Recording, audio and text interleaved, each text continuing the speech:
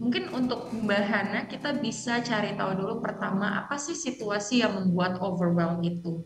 Root causes-nya dari mana? Mhm, Apakah itu koleganya yang membuat kita overwhelm? mhm, Kedua, apakah itu load kerjaannya yang mhm, overwhelm ya? mhm, Atau apakah secara apa namanya struktural pekerjaan ini seharusnya bukan di take care oleh kita gitu karena oke, mungkin tadi kita fresh graduate baru dan baru misalnya 3 atau 4 bulan di tempat kerja itu. mhm, Nah, untuk mempertahankan kepercayaan dirinya satu adalah yakinkan diri sendiri bahwa kita mendapatkan project itu berarti direct supervisor kita melihat kita punya potensi. oke, Kembali lagi ke SWOT analisis tadi mhm. adalah kita punya strength atau kita punya opportunities juga yang jauh lebih besar dari weaknesses-nya kita.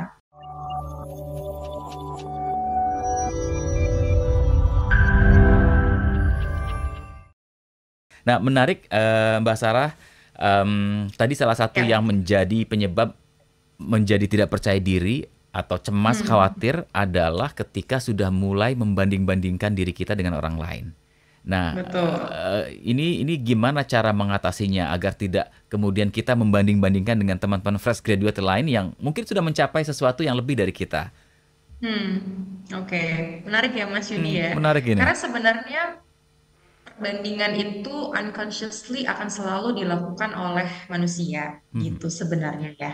Nah, kalau mungkin teman-teman fresh graduate atau ya teman-teman mahasiswa gitu familiar dengan term namanya impostor syndrome, kita mhm, merasa kecil ya, kita merasa rendah diri, mhm, padahal sebenarnya kita punya value yang bisa kita jual atau yang bisa kita tawarkan ke perusahaan atau mungkin ke orang lain yang bisa berpotensial jadi rekan kerja kita atau jadi network kita mhm, gitu.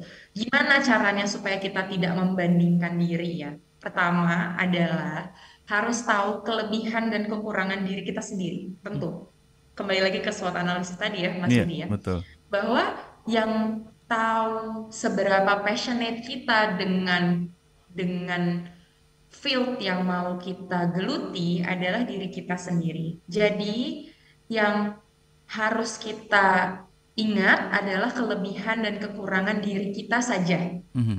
gitu.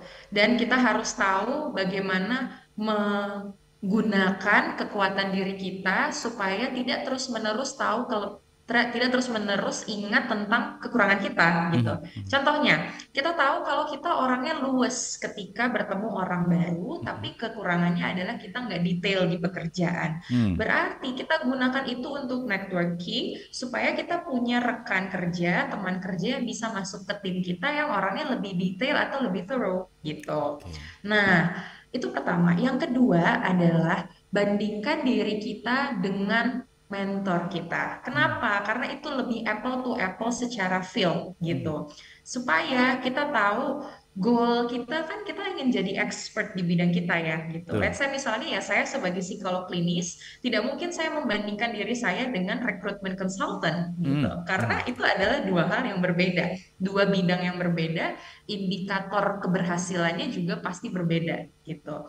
Seharusnya kita membandingkan diri dengan orang yang sudah 10-20 tahun berkarir di bidang kita. mhm, Dan kita cari tahu apa sih quality-nya mereka, apa sih value yang mereka punya, mmm, apa hal-hal atau habits yang mereka lakukan untuk meningkatkan kepercayaan diri mereka di field mereka saat ini mhm, gitu. Supaya apa? Supaya kita membandingkannya jadi jauh lebih sehat gitu. betul. Jadi jauh lebih termotivasi dan tadi lebih percaya diri bekerja di bidangnya kita Mhm, gitu Mas Yudi. Jadi dua hal itu yang mungkin teman-teman fresh graduate selalu mikirnya, oh teman saya yang ini udah masuk jadi MT di perusahaan X, teman mhm, saya yang ini udah punya kafe gitu mhm, misalnya.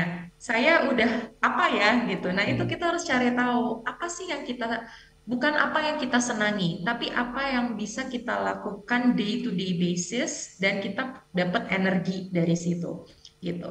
Karena kalau mendapatkan yang kita senangi kan itu pasti berubah-ubah ya Mas Yudi ya betul, betul. gitu. Iya, iya, menarik. Percayalah semua orang tuh unik, punya kekurangan dan kelebihannya masing-masing ya, Mbak Sarah ya. Yes. Mm-mm. Pertanyaan lagi nih Mbak, boleh saya teruskan ya di Boleh, boleh. YouTube ada Mbak Hana, Bella, Mas Yudi dan Mbak Sarah, bagaimana ya Ya. caranya untuk mempertahankan kepercayaan diri saat berada di situasi pekerjaan yang membuat overwhelm?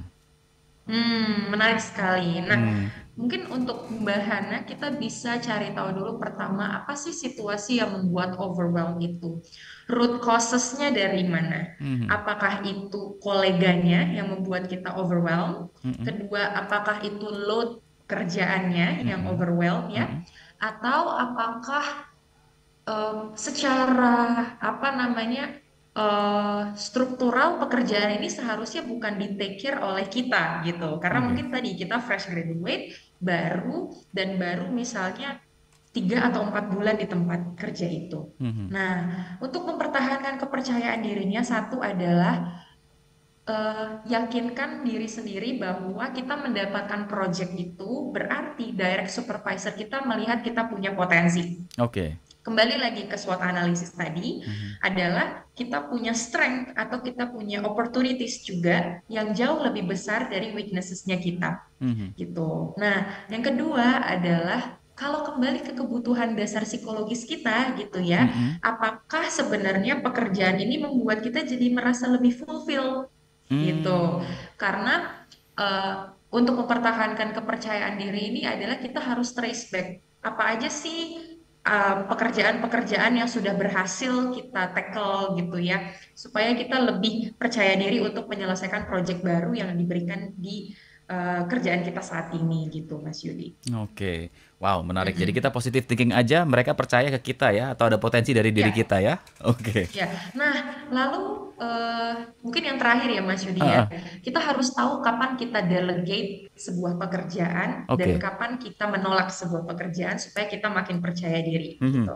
Jadi bukan hanya berpikir positif bahwa oke orang lain percaya dengan saya, tapi kita juga harus maintain keyakinan diri kita dengan apakah ada resource atau orang-orang lain yang bisa saya percayakan untuk mengerjakan pekerjaan ini bersama-sama karena kita mau mengurangi overwhelmingnya tadi ya Mhm. gitu supaya kita jadi makin percaya diri oh aku punya tim member yang kita bisa kerja bareng untuk Mhm. menyelesaikan mission ini Mhm. gitu Mas Yudi. Mantap. Baik. Mm-mm. Mbak Sarah, terima kasih tadi Yes. dari Clement dari DM juga. Ada Mm. Nona. Hai Nona. Nona nih bilang gini, senang sekali dengan pembahasan malam ini bersama Mas Yudi dan Mbak Sarah. Thank you Nona. Kemudian Ya. pertanyaannya ingin bertanya nih Mbak, bagaimana ya cara yang tepat untuk menghadapi perasaan quote and quote belum punya cukup pengalaman dan pengetahuan di lapangan kerja sebagai seorang fresh grad? Menarik banget karena Hmm. ini sering banget dirasakan itu tadi yang imposter syndrome itu ya Mas Yudi Oh, gitu oke, karena oke. kita selalu merasa sepertinya pengalaman kurang, sepertinya eh, networking kita masih belum, sepertinya ilmu kita juga masih sedikit gitu ya. Mhm. Nah, apa yang bisa kita lakukan yang dari perasaan itu adalah pertama pasti acknowledge dulu perasaannya. Jadi Mhm. wajar sekali kalau kita merasa sangat kurang karena kita fresh graduate. Kita nggak expected to know everything by a night ketika kita udah lulus kan ya gitu Mhm. teman-teman. Jadi Mhm. pun apa yang kita pelajari di kampus tidak 100% dilakukan di tempat kerja kan gitu. Karena kita semua tahu bahwa demand-nya juga supply demand-nya juga gak match antara jurusan kita dengan lapangan pekerjaan. Mhm. Jadi yang pertama adalah harus selalu punya mindset atau mentality bahwa kita itu half glass full gitu. Jadi Oke. kita selalu punya ruang untuk diisi baik dari direct supervisor kita atau dengan pengalaman-pengalaman yang kita akan dapatkan gitu di tempat kerja. Nah, itu Oke. yang pertama, acknowledge dulu perasaannya. Yang kedua adalah selalu ingat dengan strength kita apa. Mhm. Bahwa kalau kita sudah keterima di perusahaan itu, artinya kita mumpuni untuk bekerja di situ. Iya, iya. Artinya kita punya skill sets yang dibutuhkan oleh perusahaan itu, atau yang dibutuhkan dari tempat kerja itu, kalau tidak perusahaan gitu ya. Mhm. Atau kita dipercaya oleh klien kita, misalnya kalau kita freelancers. Jadi, kita harus selalu ingat dengan strength kita supaya ketika bekerja yakin dan percayalah ya teman-teman, yang tahu pekerjaan kita adalah diri kita sendiri Mhm, gitu. Jadi mhm. bagaimana pembawaan diri kita ketika bertemu dengan direct supervisor atau manager atau ketika berada di dalam sebuah meeting gitu, Baik, baik. Mas Yudi. Ya, 1 menit terakhir Mbak Sarah mungkin bisa dijawab singkat saja nih Bianda Ya, Anissa. Mana yang harus saya pilih di awal karir, lingkungan yang baik tapi tidak sesuai begitu sesuai posisi saya mau, atau tempat baru di posisi yang dimaui tapi belum tentu sebaik ini? Hmm, menarik Mas Yudi. ya. Kalau untuk fresh graduates, yang pertama adalah tentunya lebih ke lingkungan yang baik, tapi mungkin posisinya belum tentu kita mau. Kenapa? Karena di early career, lingkungan tadi ya, itu kembali lagi ke siapa direct supervisor kita, Mhm. siapa mentor kita, dan bagaimana flow komunikasi bekerja itu yang harus di-shape dengan lebih baik. Karena kalau soft skill sets-nya lebih baik, sudah di-shape dengan baik, nanti kita pindah ke field manapun, itu tetap akan mengikuti gitu, Mas Baik. Yudi. Jadi saya sih mungkin pilihnya yang pertama. Tapi kembali lagi ke Mbak Bianda ya, inginnya apa dalam karirnya gitu.